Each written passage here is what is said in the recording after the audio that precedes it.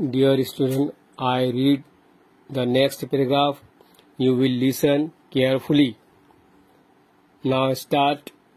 The most powerful among the three disciples is Sun Wukong. Everything about him is extraordinary.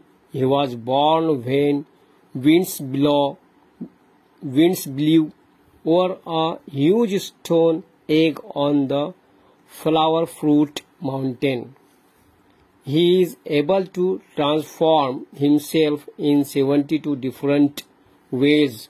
Not only that, but he can also transform each of his hair strands into any living or non-living thing of his choice.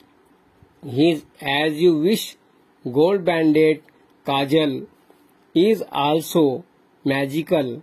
It can grow as big as a pillar supporting the sky, but at other times it becomes as tiny as a needle. Then the Monkey King just tucks it away behind his ear